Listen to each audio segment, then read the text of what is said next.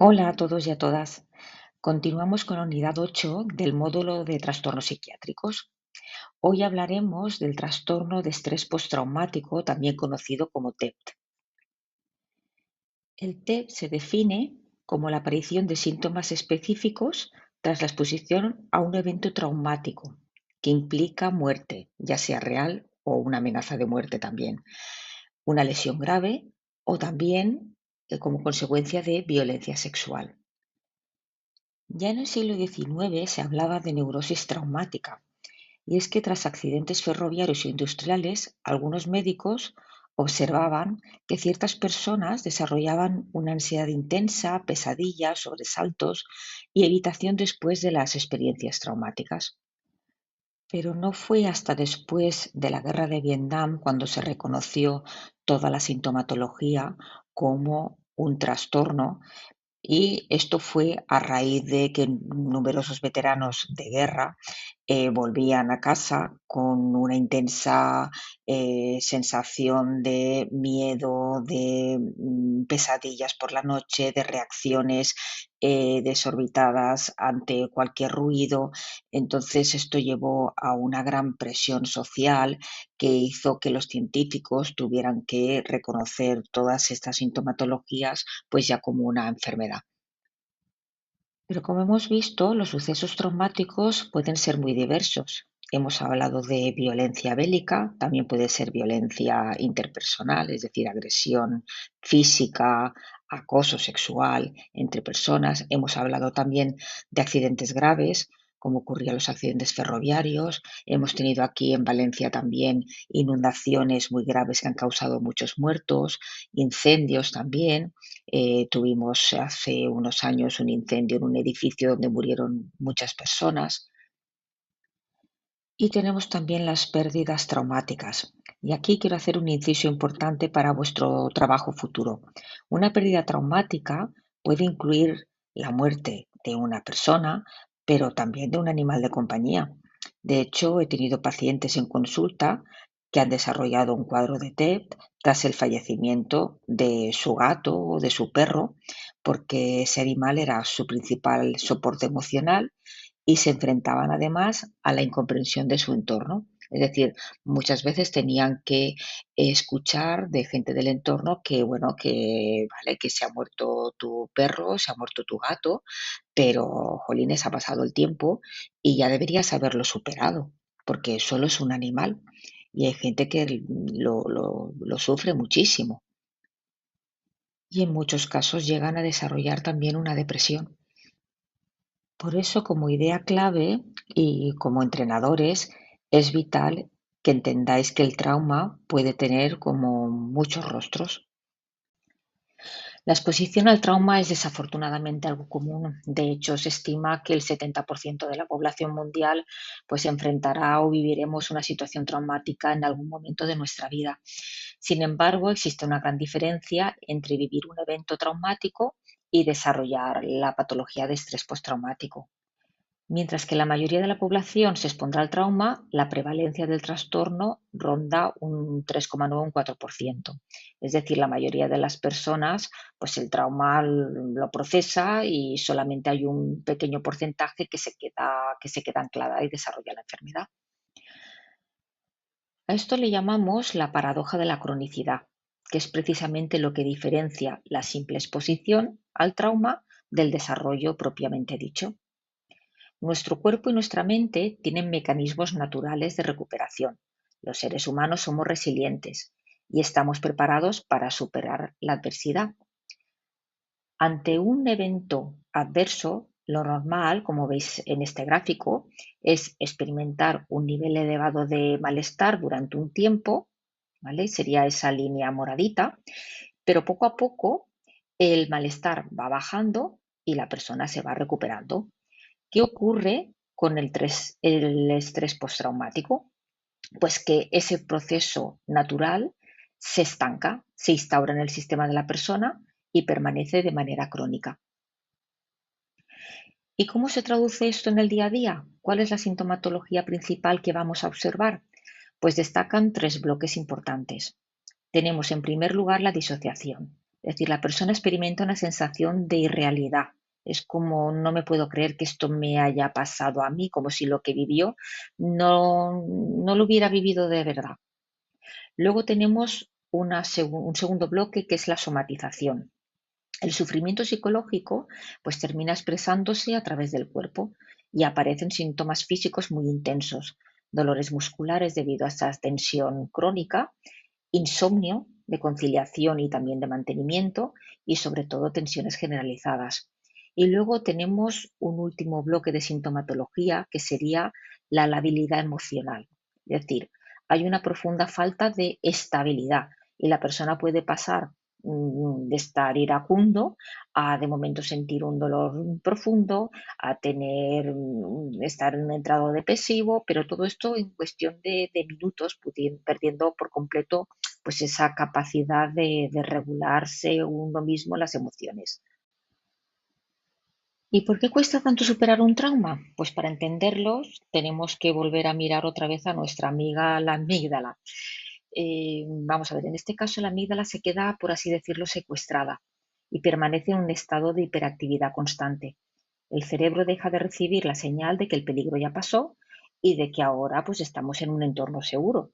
Y lo que hace que todo el organismo entre en un modo de supervivencia permanente. Ese estado de alerta continuo es el que provoca que a la persona resulte tan difícil concentrarse y autorregularse. ¿Y os acordáis de la corteza prefrontal que explicamos que funcionaba como los frenos de un coche? Pues bueno, en este trastorno los frenos fallan y la corteza no logra frenar a esa amígdala que está totalmente desbocada. A nivel biológico, esta activación genera un desajuste absoluto en el sistema de respuesta al estrés. El famoso cortisol empieza a segregarse de manera totalmente desordenada. Al estar el cuerpo fabricando cortisol de forma continua, pues la persona experimenta cansancio físico crónico combinado con una hipersensibilidad extrema al entorno, es decir, que está siempre vigilante. Y este proceso natural de extinción del miedo, es decir, la capacidad del cerebro para aprender que el peligro ya terminó y que puede relajarse, pues se queda atrapado en un bucle que nunca se detiene. Ahora bien, ¿por qué unas personas desarrollan el trastorno ante un hecho traumático y otras no? Pues existen varios factores clave. Veremos en primer lugar la vulnerabilidad genética. Existen factores hereditarios que predisponen a que el sistema límbico y esa amígdala pues sean mucho más reactivos ante un impacto emocional. Tenemos también la fragmentación de la memoria. En el TEP, el proceso de asimilar y registrar los recuerdos se rompe. Cuando un paciente describe el trauma, no os va a contar un relato lineal o cronológico. Aquí la memoria funciona de forma no declarativa, es decir, no recuerda tanto los hechos ordenados, sino que almacena emociones intensas, sensaciones físicas y respuestas automáticas, y el recuerdo está como fragmentado. Y por último tenemos la trampa de la evitación. Este es el mecanismo psicológico que perpetúa realmente el problema. Y es que cuando la persona evita los lugares, personas o situaciones que le recuerdan al trauma, pues siente un alivio inmediato. Pero ese alivio es una trampa trágica. Al huir, su cerebro se dice a sí mismo, menos mal que no he ido a este sitio, menos mal que no he vuelto otra vez a cruzarme con esta persona, menos mal que no he pasado por ahí, ¿no? Porque habría sido terrible. Y al final, evitar enfrentarse a esas emociones lo único que hace es cronificar y agigantar el problema, encerrando a la persona en un ciclo de huida que perpetúa el trauma. Y por último, hay un factor que para vosotros es crucial y que entenderéis a la perfección, que es el fallo en la extinción del miedo. Vosotros como adiestradores conocéis perfectamente cómo funciona el mecanismo biológico de la extinción. Pues bien, en el TEP este proceso se rompe. El cerebro de la persona es incapaz de aprender que un estímulo ya no es peligroso y continúa reaccionando ante él como si fuera una amenaza real. Por lo tanto, el paciente queda atrapado en lo que llamamos un eterno presente. Su cerebro siente que el trauma está ocurriendo aquí y ahora, no en el pasado, y lo vuelve a vivir una y otra vez. Además del TEP estándar, existe una otra variante muy importante que es el trastorno de estrés postraumático complejo. Esto ocurre en personas que han sufrido traumas o situaciones estresantes crónicas a lo largo de su vida. Por ejemplo, cuando se ha sufrido situaciones difíciles en la infancia, seguidas de otro evento en la adolescencia y a lo mejor en la vida adulta sufren una situación que actúa como detonante. Y aunque de forma aislada este último evento no parezca tan intenso, pues al final estos eventos tienen un efecto acumulativo. Y este trauma prolongado en el tiempo es lo que da forma al trastorno de estrés postraumático complejo. En estos casos nos encontramos con una sintomatología diferencial muy específica que va más allá del miedo e impacta directamente en la estructura general de la personalidad. Lo más destructivo aquí es la alteración de la autopercepción. La persona cae en dinámicas de culpa crónica y baja autoestima, ya que aparecen pensamientos del tipo, pues algo habré hecho yo mal cuando me pasa a mí siempre lo mismo, o que todo esto me pasa a mí, lo que provoca también un aislamiento social y una pérdida de sentido. Esta visión alterada de sí misma influye drásticamente en su forma de interactuar, llevando a la persona a encerrarse, a no querer relacionarse con los demás y a experimentar una dolorosa pérdida de sentido de la vida. Comprender esta cronicidad y esta ruptura de la identidad, pues es lo que os permitirá entender la magnitud del apoyo que un perro de asistencia psiquiátrica puede llegar a brindar a estas personas. Y hay un factor, en mi opinión, que es absolutamente determinante en la recuperación de una persona que ha sufrido un trauma, y es el apoyo social. De hecho, muchas veces en consulta he comprobado que lo que más secuelas deja en el paciente no es solo el evento en sí, sino la incomprensión posterior de su entorno. De hecho, recuerdo un caso de una paciente que sufría abusos sexuales por parte de un familiar. Y esta paciente me contaba que lo peor fue cuando fue a contarle a su madre lo que había pasado y su madre no la creyó. Porque claro, por parte de la madre también, pues cuesta aceptar que alguien de tu propio entorno pues sea capaz de hacerle algo así a tu hija, ¿no? Al final, la madre, como no podía creer lo que la niña le estaba contando, además era una niña bastante pequeña, pensó que se lo había inventado. Y la niña sintió tanta presión que al final prefirió admitir que era verdad que se lo había inventado, a decir que era verdad que le había pasado, porque prefería ver el enfado de su madre y que esto se le pasara y que ya su madre volviera a estar bien con ella, a tener que estar enfrentándose continuamente a la sensación de que no me hacen caso, que eso era todavía más doloroso. Es esa traición de la red de apoyo que se supone que tiene que estar a tu lado lo que fue muchísimo más traumatizante que el propio abuso. En consulta, pues tuvimos que hacer un trabajo profundísimo para procesar ese dolor y sobre todo para liberarla de la tremenda ira que esa situación le había generado. Es por eso que cuando falla el entorno, pues la persona se aísla y esa incomprensión es el caldo de cultivo perfecto para dos salidas patológicas: o una respuesta de ira hacia el mundo, adoptando una postura antisocial, o un sentimiento destructivo de culpa crónica, donde la persona se convence de que es que algo hizo mal y por eso se lo merecía.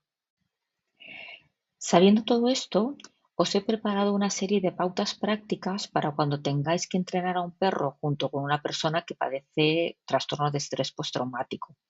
Vuestro objetivo es facilitarles el proceso con estas herramientas. Primero, validar sin reforzar la evitación. Hay que reconocer que su miedo es comprensible, nunca minimicéis su experiencia. Sin embargo, no podéis aceptar las excusas basadas en el miedo como razones válidas para cancelar una sesión. Hay que recordarles desde la psicoeducación que cuantas más situaciones eviten, más poder le estarán regalando al trauma. Muy importante, diseñar una exposición gradual. Esto ya lo estudiamos en la unidad de la ansiedad, pero aquí es sagrado. El ritmo siempre lo tiene que marcar la persona. Cosas que para vosotros pueden ser totalmente neutras, pues para la amígdala de la persona con este trastorno de estrés postraumático, pues puede ser una amenaza extrema. Así que pactad con él o con ella qué estímulos le generan un malestar bajo, medio o alto y empezad por lo menos amenazante y luego vais avanzando progresivamente y sobre todo pues celebrando cada pequeño logro.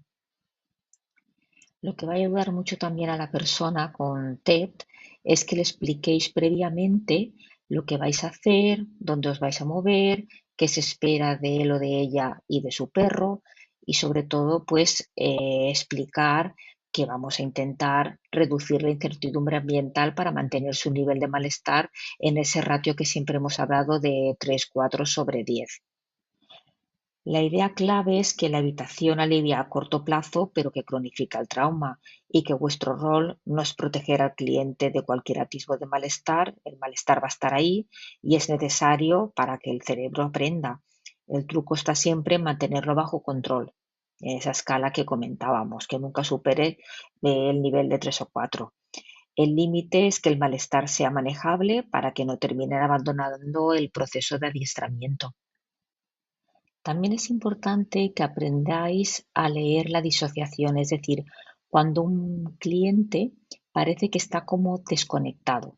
Como adiestradores estáis muy acostumbrados a leer las señales de calma y el lenguaje corporal del perro. Pues bien, vais a tener que aprender también a leer ese lenguaje corporal del cliente. Si en mitad de un ejercicio veis que la persona se queda con la mirada fija, que tarda en responder a vuestras indicaciones, que se muestra confusa o su lenguaje se vuelve como muy monótono, es probable que se esté disociando. No le presionéis y no detened un momento el ejercicio, usad un tono de voz suave y darle un momento para conectar de nuevo con el presente antes de continuar. El perro de asistencia no solo ayuda al cliente cuando está solo en casa, sino que tenéis que enseñarle a usarlo en la propia pista de entrenamiento.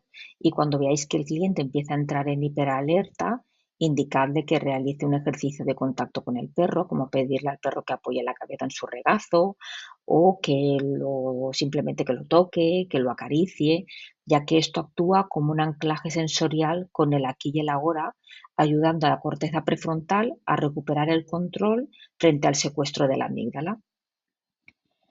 Para cerrar la unidad de hoy, os dejo con una reflexión de Gabor Maté que resume a la perfección la esencia de lo que hemos visto.